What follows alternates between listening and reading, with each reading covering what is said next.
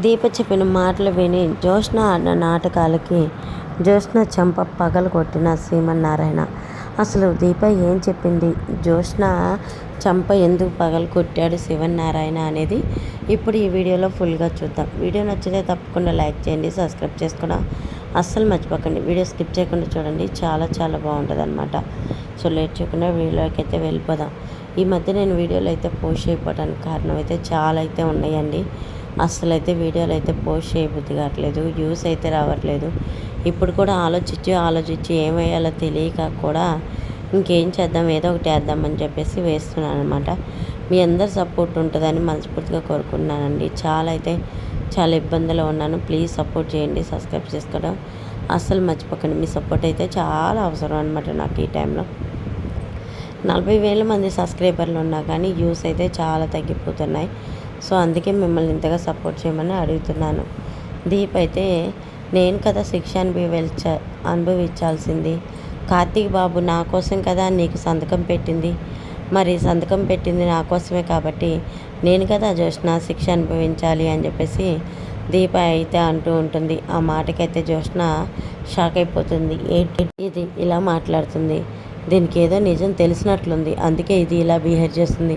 అసలు ఇది ఇలా మాట్లాడటానికి కారణం ఏంటో ముందు తెలుసుకోవాలి అని చెప్పేసి, ఏంటి బావా నువ్వు చేసేది, అయినా కానీ నా దగ్గర సంతకం పెట్టి పని చేస్తానని చెప్పి ఇప్పుడు నీ భార్యని తీసుకొచ్చి ఇక్కడ ఎందుకు గొడవ చేస్తున్నావు అని చెప్పేసి జ్యోత్స్న అంటూ ఉంటుంది.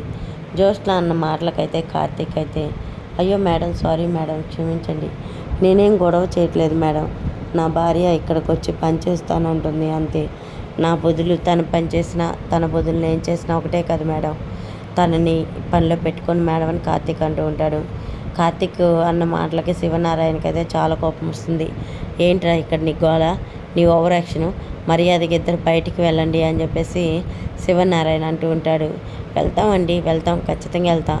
మీ మనవరాలు 10 లక్షల పేపర్ మీద అగ్రిమెంట్ మీద సంతకం పెట్టించుకుంది, అగ్రిమెంట్ చించేయమనండి, తప్పకుండా ఇద్దరం వెళ్తాం. లేదా అగ్రిమెంట్ ఉంచుకొని మా చేత పని చేయించుకుంటుంది అంటారా, ఇద్దరం ఇక్కడే ఉండి పని చేస్తామని కార్తీక్ అంటూ ఉంటాడు. ఆ మాటకి దశరథ అయితే నవ్వుకుంటూ ఉంటాడు. ఈ సుమిత్ర అయితే, ఏంటి మావయ్య, ఏంటి వీళ్ళతో మాటలు, బయటికి నెట్టేయండి అనగానే, అయ్యో అత్త, అంత తొందర ఎందుకు అత్త, మీరు నెట్టేయండి అన్న నోటితోనే బాధపడే రోజు కూడా వస్తుందని చెప్పి కార్తీక్ అంటూ ఉంటాడు. కార్తీక్ అన్న మాట అయితే సుమిత్రకి ఏం అర్థం కాదు, జ్యోత్స్నకైతే బాగా తట్టొస్తుంది. ఏంటి బావ, కార్తీక్ బావ ఈ ఇంటి యజమానురాలు దీపే అని చెప్పాడా, అందుకేనా దీప ఇంత ధైర్యంగా ఇక్కడికి వచ్చింది, అసలు ఏంటి బావకి ఈ నిజం ఎలా తెలిసింది, దాసు నాన్న చెప్పాడా, లేదు నాన్న చెప్పే ఛాన్సే లేదు. ఎందుకంటారా, నాన్న చెప్పే ఛాన్స్ ఎందుకు లేదంటే నాన్నకి నిజంగా మైండ్ సరిగ్గా లేదు కాబట్టి, ఆయనకి సరిగ్గా మైండ్ రాలేదు కాబట్టి నాన్నైతే చెప్పుండడు. మరి బావకి నిజం ఎలా తెలిసింది, బావకి నిజం తెలిసి ఉండడు. బావ ఏదో హడాబుడిగా కంగారులో ఇలా మాట్లాడుతున్నాడు. సరే, ఇద్దరు ఇక్కడ పని చేయటానికి ఉంటే ఇక్కడ నాకు నష్టమే ఉంది. బావతో నేను సరసాలాడుతూ జోకులు వేస్తూ బావ పక్కన ఉంటే దీపకి కోపం వచ్చి మసాలాను కంటి ఇక్కడి నుంచి అయితే వెళ్ళిపోతుంది. బావ వెళ్ళే ఛాన్స్ లేదు కాబట్టి దీప అయితే వెళ్తుంది అని చెప్పేసి జ్యోత్స్న మనసులో అనుకుంటూ ఉంటుంది. ఇంకా జ్యోత్స్న వాళ్ళ నాయనమ్మ అయితే ఈ మట్టి బుర్రకి ఏం అర్థం కాదు, ఆ ప్రేమ పక్షులను విడదీయాలనుకుంటుంది. ఆ ప్రేమ పక్షులు విడదీయాలన్నా విడిపోని జంట, అయినా ఈ మట్టి బుర్ర ఎప్పుడు అర్థం చేసుకుంటుందో ఏమో అని చెప్పి ఆ మనసులో అనుకుంటూ ఉండగా సుమిత్ర అయితే, చూడు దీప, ఇక్కడికి వచ్చి నువ్వు గొడవ చేయాలనుకుంటే నీ గొడవ ఇక్కడ ఎవరు వినేటట్టు లేరు, ఇక్కడ నీ బాధ ఎవరు చూసేవాళ్ళు లేరు, ఇక్కడి నుంచి వెళ్ళు దీప అని చెప్పేసి సుమిత్ర అంటూ ఉంటుంది. సుమిత్ర అన్న మాటలకి దీప అయితే, ఒకప్పుడు నేను ఎవరో తెలియకుండానే నన్ను కూతురుగా భావించి మీ దగ్గరికి చేరుకున్నారు, మీరు ఎవరో నాకు తెలియకుండానే మీ ప్రాణాలు కాపాడుకున్నాను, నా తల్లి అని తెలిసాక నేను ఇక్కడి నుంచి ఎందుకు వెళ్తానమ్మా అని మనసులో అనుకుంటూ ఉంటుంది. ఏంటి దీప, నీకు చెప్తే అర్థం కదా, ఇక్కడి నుంచి దయచేసి వెళ్ళు అని చెప్పి అనగానే, వెళ్ళదత్త, వెళ్ళదు, తనకి భార్యగా నా దగ్గర ఎంత హక్కు ఉందో భర్తగా తనకి నా మీద అంతే హక్కు ఉంది. తను ఇప్పుడు నాతో పాటు పని పంచుకోవడానికి వచ్చింది. మీ కూతురు ఏం పని చేయాలో చెప్తే ఆ పని చేసుకొని వెళ్తాం అనగానే శివనారాయణకైతే కోపం వస్తుంది. కార్తీక్, తెలివిగా మాట్లాడుతున్నానని అనుకోవద్దు, ఇక్కడి నుంచి వెళ్తావా వెళ్ళవా అని చెప్పి అంటూ ఉంటే, అయ్యో తాత, అదేంటి నీ మనవరాలేమో నన్ను పనివాడిలాగా చూస్తుంది, నువ్వేంటి తాత నన్నేమో మనవడిలాగా ఎల్లురా పోరా అంటున్నావు? అసలు మీ ఇద్దరి మధ్య మీకే సఖ్యత లేదు తాత.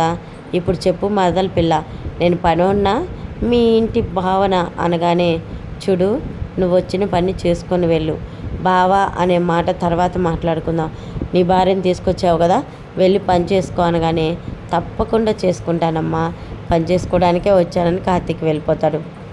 కార్తీక్ వెళ్ళిపోయినాక, ఏంటి జ్యోత్స్న, నేను ఇచ్చిన షాక్కి ఒక్కసారిగా దిమ్మ తిరిగిపోయిందా నీ బ్రెయిను?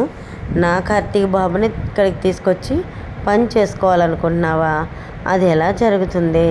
నేనుండగా నా భర్తని నీ వైపుకి తిప్పుకోవాలని, నీ వైపుకి తిప్పుకొని నీ వాడిని చేసుకోవాలనుకున్నావు. అసలు కార్తీక్ మొహం చూస్తాడా? అసలు నీ వైపు చూడటానికి ఛాన్స్ ఉందా? ఏంటో జ్యోత్స్న, ఒక్కోసారి నిన్ను చూస్తుంటే పాపం జాలి అనిపిస్తుంది. కానీ ఏం చేద్దాం, నీ ప్రయత్నాలు నువ్వు చేసుకొని దీప అనడంతో చాలా కోపంగా రగిలిపోతూ ఉంటుంది జ్యోత్స్న. దీనికి ఎంత పొగరు, దేని తిక్క కుడుస్తా అని చెప్పేసి కోపంగా రగిలిపోతూ ఉంటుంది.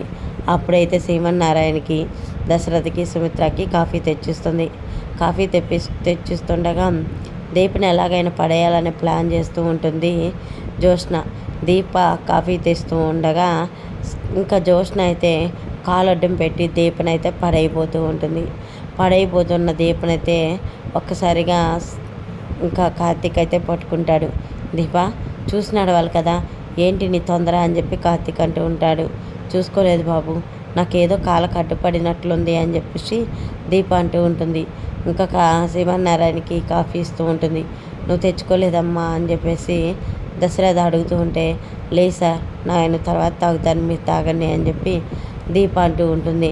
ఇంకా దశరథ అయితే, సరేనమ్మా, కాఫీ చాలా బాగా చేసావని చెప్తూ ఉంటాడు. శ్రీమన్నారాయణ మాత్రం జ్యోత్స్న చేసిన పొరపాట్లన్నీ గమనిస్తూ ఉంటాడు. జ్యోత్స్న చేసిన పొరపాటుకి ఇప్పుడు చంపదెబ్బ ఇవ్వాలి అని చెప్పేసి శ్రీమన్నారాయణ, జ్యోత్స్న నువ్వేం చేసావో నీకు అర్థమవుతుందా అని చెప్పి అంటూ ఉంటాడు. నేనేం చేశాను తాత అని చెప్పేసి జ్యోత్స్న అంటూ ఉంటుంది. నువ్వేం చేసావా? దీప కాఫీ తెస్తుండగా నువ్వు కాలడ్డం పెట్టడం తప్పు కాదా అని చెప్పి శివనారాయణ అంటూ ఉంటాడు. అవును తాత, తప్పే, కానీ ఇప్పుడున్న నేనున్న పొజిషన్లో, పరిస్థితిలో అలా చెప్పక తప్పలేదు, అలా అనక తప్పలేదు అని చెప్పేసి అంటూ ఉంటుంది. ఎప్పుడైనా ఆలోచించి చేయాల్సినవి నీ ఇష్టానుసారంగా చేసావనుకో అని చెప్పి శివనారాయణ అయితే జ్యోత్స్న చెంప పగలగొడతాడు. ఇప్పుడు నీ చెంప నా చేతితో ఆగిపోయింది, ఈసారి ఇలాంటి పొరపాట్లు చేసావనుకో మెడ పట్టుకొని బయటికి నెట్టేయాల్సి వస్తుంది అని చెప్పేసి ఇంకా శ్రీమన్నారాయణ అయితే గట్టిగా వార్నింగ్ ఇస్తూ ఉంటాడు. వార్నింగ్ ఇచ్చి ఒక్కసారిగా, సరే అయితే మీ పనులు మీరు చేసుకోండి అని చెప్పేసి ఇంకా తనైతే లోపలికి వెళ్ళిపోతాడు. చూడు దీప, నన్నే చెంపదెబ్బ కుట్టించావు కదా, రేపు వస్తావు కదా, అంతకంతా నీ మీద పగ తీర్చుకోకపోతే నా పేరు జ్యోత్స్న కాదు అని చెప్పి జ్యోత్స్న అయితే చాలా కోపంగా రగిలిపోతూ ఉంటుంది. రగిలిపోతున్న జ్యోత్స్న మీద కోపం చల్లార్చాలని చెప్పి కార్తీక్ అయితే అక్కడికి వస్తాడు. ఏంటి కార్తీక్ బాబు ఇలా వచ్చారు అని చెప్పేసి దీప అడుగుతూ ఉండగా, దీప ఇంక పైన నువ్వు జ్యోత్స్నని ఏమనొద్దు, ఇప్పుడు నేను ఇస్తాను కదా తనకి పెద్ద జలక్కని కార్తీక్ వెళ్తూ ఉంటాడు. ఇంకా జ్యోత్స్న అయితే ఒక్కటి కూర్చొని ఉండగా, అమ్మగారు వెళ్ళొస్తామండి అంటూ ఉంటుంది.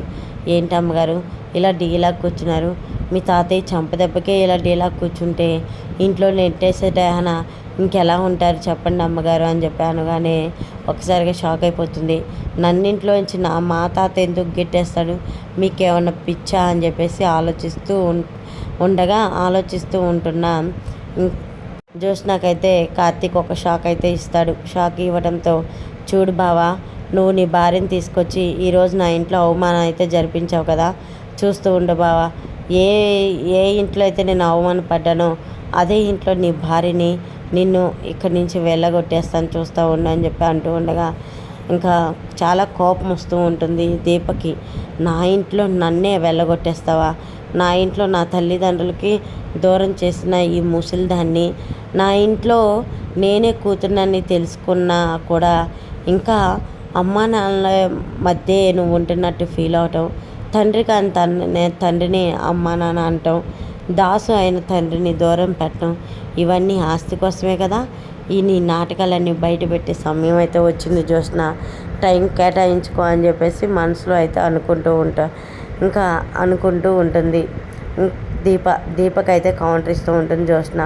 ఇవన్నీ తెలిసిన రోజు నీ పరిస్థితి ఏంటో చూసుకో జ్యోత్స్న అని చెప్పి దీప అంటూ ఉండగా ఇంకా జ్యోత్స్న దీప ఇద్దరి మధ్య అయితే వాగ్వాదం జరుగుతూ ఉంటుంది. ఆపండి మీరు ఏం మాట్లాడుకుంటున్నారు ఏంటి అని చెప్పేసి ఇంకా ఇద్దరికైతే చెప్తూ ఉంటాడు కార్తీక్. మరి ఇది చూసారు కదండి స్టోరీ. మీకు నచ్చితే తప్పకుండా like, share and subscribe. Thank you for watching. మరొక మంచి వీడియోతో మళ్ళీ కలుసుకుంటాను. అంతవరకు టేక్ కేర్ ఫ్రెండ్స్. ఫస్ట్ నుంచి చివరి దాకా వీడియో స్కిప్ చేయకుండా చూసిన వాళ్ళు ఎవరో ఒకళ్ళు ఉంటారు కదా, ఆ ఒక్కళ్ళు ఇద్దరైతే తప్పకుండా నాతో అయితే